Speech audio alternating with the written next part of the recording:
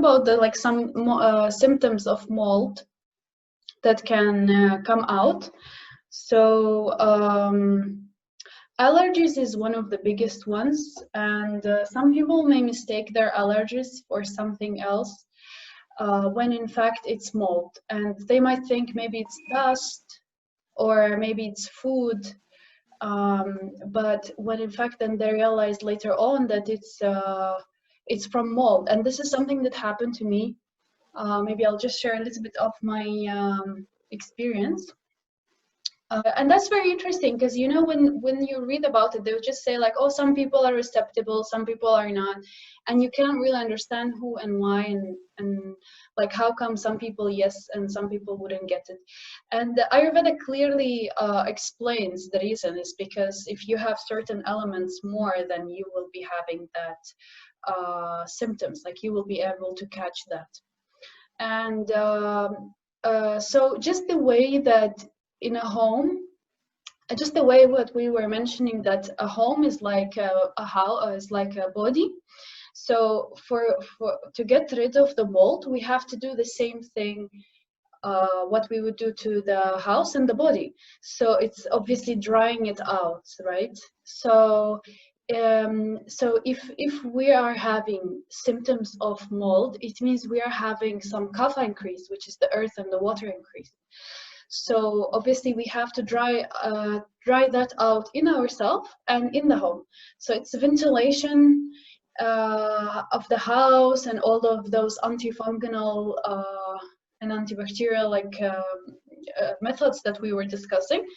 But it's also for our diet, it's also Ayurveda clearly says that we have to remove sweet, sour, and salty food, which are the three food that increase that element, and increase the bitter, astringent, and pungent, which are like the spicy, and you know, like ginger, and these are all the properties that are also antifungal. So I mean, garlic. Yeah, garlic. Yeah, I love garlic. Yeah. So I think like going with this logic of the ancient tools that are given to us, we can really prevent it in this. That's right. Yes. Heal from within your body and within your home. Yeah, that makes sense. I think that's always the best place to start. At least for me, that's how I like to do things. Yeah, me too.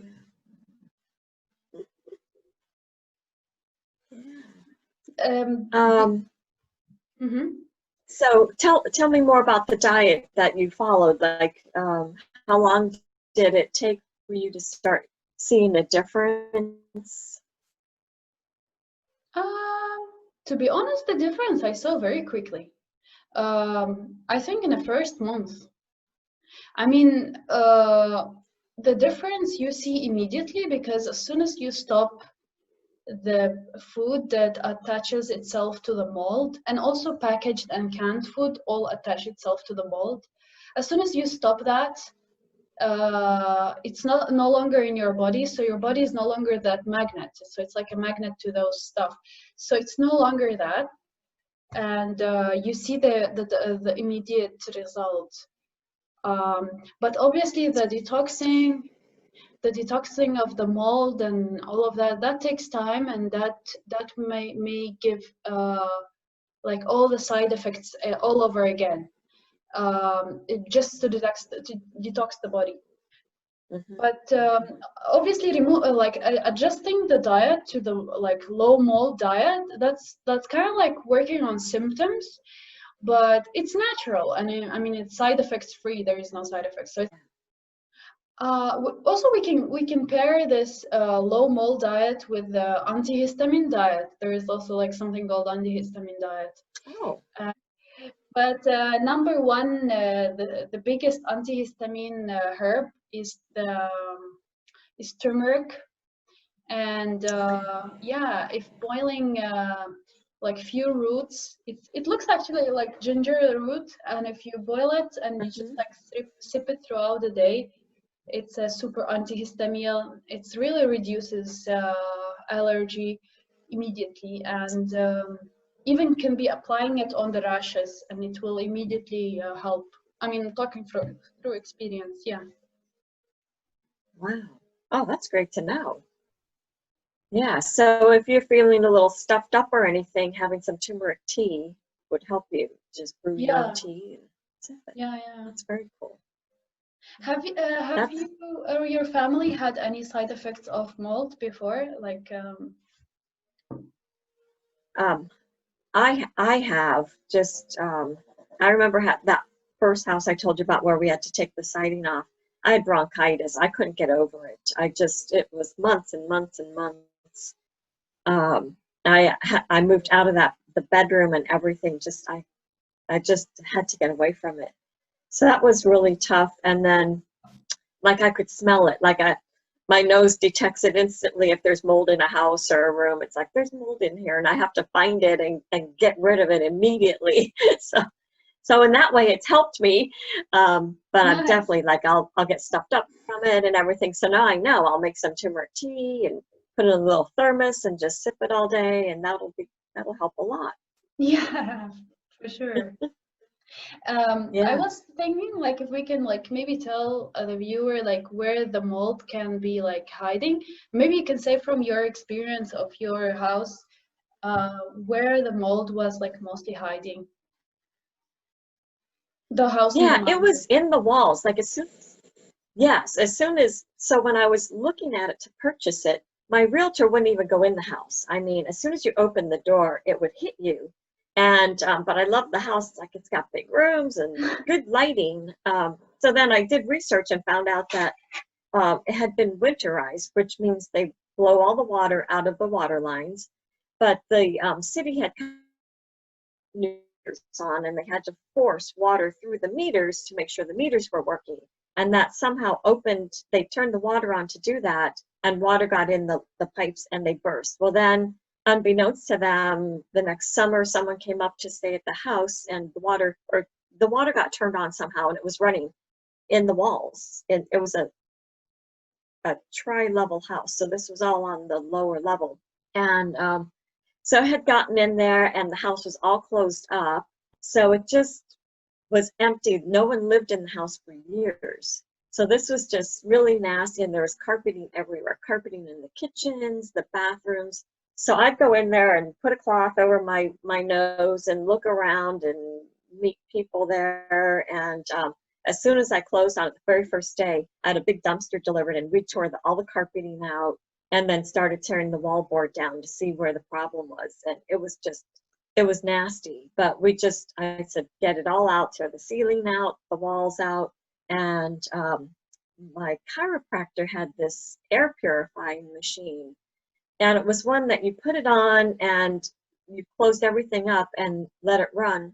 And then when you went back in, like, you had to hold your breath. You couldn't breathe the air it made the mold and everything inert and drop, but they didn't want you to breathe the air when you were walking back in. Like, you had to go in, turn the machine off, open all the windows and doors, and let the house breathe for 15 to 20 minutes before you went back inside. So I did that several times. And that also helps. I had one house I moved in that had cigarette smoke, and it also helped in removing all of that cigarette smoke smell that could get in the walls and everything. But I did that and put new wallboard up and all new finishes, and then rented the machine one more time before I moved in and did it a couple days. And I didn't have any problems, so I was very thankful. But I did, whenever I went in, I made sure my mouth and nose was covered, but my eyes would water like instantly, and you could smell it. It was really nasty. But it ended up being a very beautiful home, and I really enjoyed living there. Beautiful. Yeah. So nice. But most recently down here, or more recently this summer, we had a really, really rainy, wet summer with a lot of water laying around. And I live with my daughter, and she has 2 dogs, and I have one. And one of hers and one of mine, they just started getting licking their paws a lot and everything. And the vet said there's a lot of mold in the grasses right now, mold, mildew, all kinds of stuff. So I was having to wash his paws off, you know, carry him into the house and rinse him off right away to remove all of that. Or, you know, there again, I would be bringing it into the house. And then just last month, we had a pipe leak from a flood in the area. And so we have that project ahead of us to pull floorboards up, make sure it's all dry and clean before we put new floorboards down. So I'll find one of those machines again that will kill the mold spores in the air before we put new things down. There's a lot to it, but we need a healthy environment. We need to be in a healthy home. Yes, yes. And that's the most important, is the really, I mean, it's everyone's dream to be in a happy home with loved ones. And the last thing we want is a home that causes illness. Yeah. So it's worth it. And it's stagnant chi, you know, that's stuck chi there. You know, we want to get that, we want things moving, keep it smooth, get good circulation. Yeah, the good sir. And so you will be changing the boards, right? You will be changing the boards under. Yes. Okay. Yes, we have to tear it all out. We've just been drying it out as much as we can from the top side because it's massive. We have to move big pieces of furniture and store it somewhere while we do all of this. So it's a massive project. And with the holidays right here, we were trying to hold off until after the holidays. Okay. Yeah. So yeah, but that's one of the places that it could be hiding. So it's under the paint, under the the floor. Yes, one of our neighbors. Yes, one of our neighbors. They were doing something in their home, adding more lighting or something, and when the electrician went up in their attic space between their ceiling and the roof, it was full of black mold, full of it. So they had to vacate their home, and they're in the process of cleaning all of that up. It's been going on for a couple of months for them. But they had no idea that they were living in a house full of black mold, but it was all up in the ceiling, in the attic space. Okay, up there, yeah. That wasn't visible to them at all. So they must have had a slow leak in the roof somewhere that was causing that. Yeah. It makes me think sometimes if we're meant to be really people that really stay long time in a place, or we're meant to be like, you know, in long time, like the Bedouins would just like put a house and then like they would move it to another place and like a tent or something. And that, I mean, I think they never would even think about mold, right? I think it's really the epidemic of this of the time when we started to really stabilize and like we decided we want to live here in a one place. Because I just like sometimes to notice and look at the animals and now, for example, in winter, the birds, they fly to the colder, warmer places, right? But we just want to be stuck and stay where we are. And then we make a heating system and we close everything. And obviously the mold starts growing, affecting our health. So and we continue recirculating it over and over. Yeah. I think like something, maybe one of the most important thing to consider is really to look at nature and think how we can get closer to it, because it's really like mold is that, I think it's that stuck energy, you know, because when you have it in your body, you feel stuck, you feel lethargic, you feel tired, and having it and the reason it comes is because being in one place, not moving, not circulating. And I think we need to look at nature, how nature circulates and renews. Well, yeah, I think about when I was growing up, I lived in Pennsylvania, which was, we had the 4 seasons. We had a full winter, spring, summer, and fall. And in the spring, the winds would blow, and that we always said, oh, Mother Nature's doing her spring cleaning. But we also did our spring cleaning. You know, we took the window treatments off and put them out on the clothesline, and we wiped down the walls, and we did had the floors all cleaned properly, and then brought it all in, or we changed it out. So, and then in the fall, my mom did it again. You know, we would get ready because the house was going to be closed up, and we had the windows open all summer, so there was dust and everything. So we did it all again. So we prepared our homes for it as well. And Wow, nice. now, I don't know anyone who does spring cleaning or fall cleaning like that anymore. You know, people just don't do it. We keep our houses clean, but we don't go to that depth to clean it like that. Oh yeah. Then you know. That, you know, that traditional way, I think they used to have some kind of wisdom to them, even like 50, 60, 100 years ago. We're not even like talking about the ancient sciences, but they really had some wisdom. Like, for example, taking the bed sheets and the carpets outside into the sun, and like Yes. I remember that in my childhood. Actually, I remember that a lot of people taking it out and like putting their carpets outside, heating them, and like under the sun. I mean, that's usually The done. sun and cold. Yeah, the freezing cold will kill germs and bacteria also. So by taking it out in the cold weather, it also will kill the bacteria in it. So it all makes sense. They probably didn't even know why they were doing all of that, but and you know, storing lavender in with the linens and everything was a natural antibacterial. Oh, nice. Yeah. Fresh, like the dried lavender, right? The little sachets. Oh, okay. So in your childhood, like you do it in the family, in your house? Oh, nice. Yeah. And maybe like this is important thing to know, like where to go, right? Because like we would think like, okay, mold, who would address our mold, right? Right. So, yeah. So the first thing I would think about is the allergy test, to do allergy test. And there is actually those allergy tests for mold to check if you have mold allergy. But even if you don't have, still, because mold releases toxins, right? So it hurts everybody. So I mean, if you have allergy, then it's like extra, you have to be extra cautious. But even if you don't have, it still intoxicates the body. But the another place to go is to visit a pulmonologist.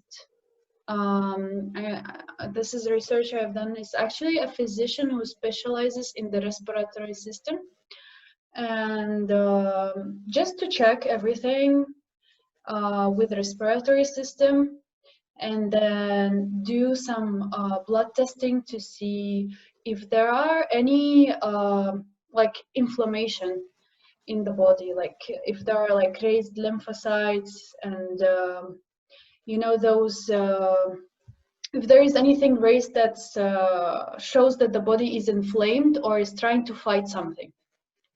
Right. Right. Mm-hmm. I don't know, you know, it would be the white blood cells, a higher count in white blood cells, because that's what would fight off that things invading your body.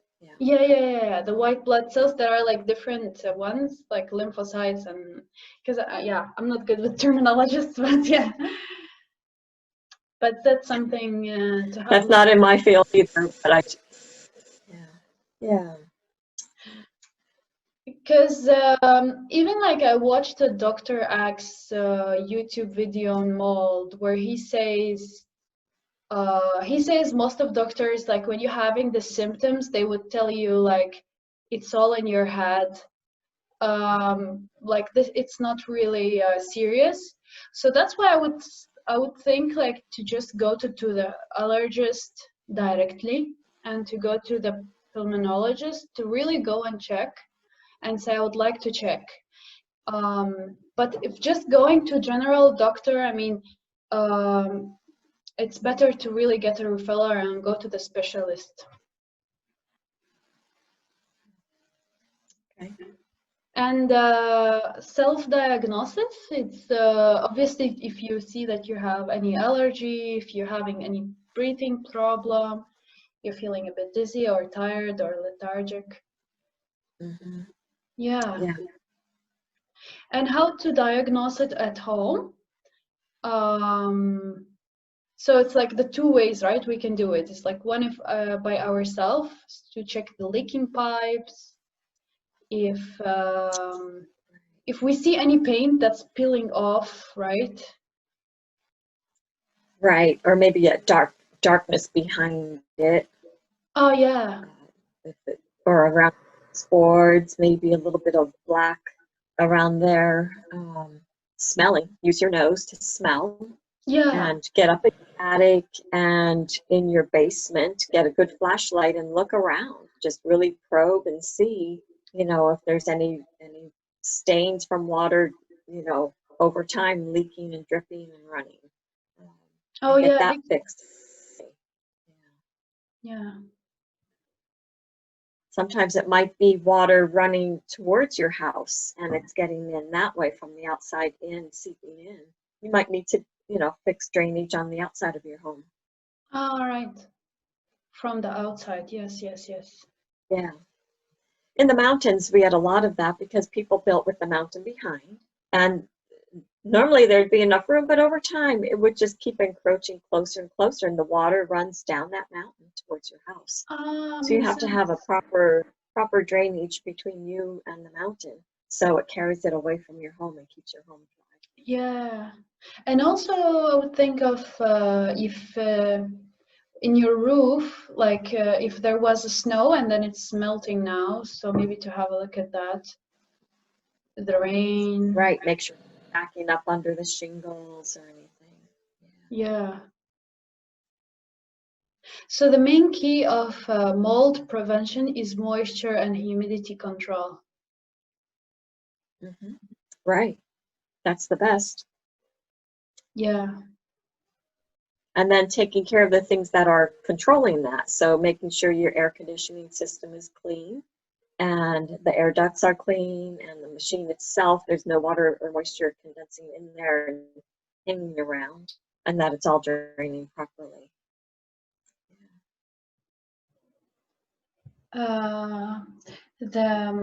I'd like to add on the methods you have mentioned, the methods of cleaning the walls, like vinegar. Can you like a little bit talk about that more? Like how did you use that, and like do you put it in a spray? So if you're doing it, if it depends, if there is mold there already, you don't want to. So you use a natural vinegar solution with water, hot water, and if you're putting the cloth in that solution, you want to rinse it somewhere else before you put it back into that solution. You don't want to put your moldy cloth back into your clean vinegar solution. So either have a rinse bucket or take it to running water and rinse it and then go back to your vinegar solution. Or you can spray it on, but you still have to keep your cloth clean. Changing that out or rinsing it off and to get any mold spores out of there. And if you're removing mold, you need to contain it in sealed bags and get it out of your home. Don't let it lay around. Don't throw it out in the garage because it's going to spread it out there then. So remove it completely out of your home. Do you just put vinegar? Because I have, or do you put also like baking soda? Because I have seen somewhere like they mix baking soda with vinegar. Oh. Or I only use optional? the vinegar, but there's probably a lot of different solutions out there. So I would do some research. Yeah. The baking soda, I think, would give it a little bit of abrasiveness to really scrub it off if you needed that. Okay. I want to add on the smudging part. I have, this is actually, smudging actually is both Feng Shui and Ayurveda, like, I mean, smudging sage and what's interesting is just last week I was listening to an Ayurvedic doctor who was saying like, there is a proper scripture on what to do when pandemic comes. And yeah, in Ayurveda, because Ayurveda has outlived pandemics. And so the first thing they say, the first thing is clean your air. And I was just thinking like, oh my God, that relates so much to this topic as well. And because obviously we're trying to protect the lungs and the respiratory, right? Like, because that's how it comes in, right? And then it affects the rest. So just like in Feng Shui, we do use like sage to burn, right? I mean, depends on culture and country. Like in Ayurveda, there is the also burning of camphor, and camphor is also antifungal. It has some like spiritual aspects as well, but it's like as for this topic, it's antifungal and antibacterial, antiviral. So I think I would like really recommend at this point is like really if you just like found out mold and you really don't know what to do, and I mean, and maybe you just found it out in this evening and you need to go to sleep, and I mean you're gonna fix it in some time, not right now, but I mean what you can do right now is really like start with burning something, frankincense, sage, camphor. All of these are we already mentioned essential oils, but these are like just to add, like if you could burn stuff. This is what I would recommend to the viewer. And yeah, and then another very interesting point is that because it's the way it comes in is through nostrils, right? And then this is recommendation for both the pandemic as well as the mold. And this recommendation is very interesting because I was just thinking we are recommended to put masks, and also Ayurveda has given something similar to masks 5,000 years ago, which is to put like drops of ghee and to cover like our nostrils, to put around our nostrils, and like on all our, actually it's part of the daily morning routine, is to like have ourselves like cover with oil. It's a part of protection. And you know, like the oil pulling, all of this, like it's because the oil binds the cover of the virus, and also the cover of the mold, I mean the yeast, right? So it's you could do coconut oil for the oil pulling, which is antifungal as well.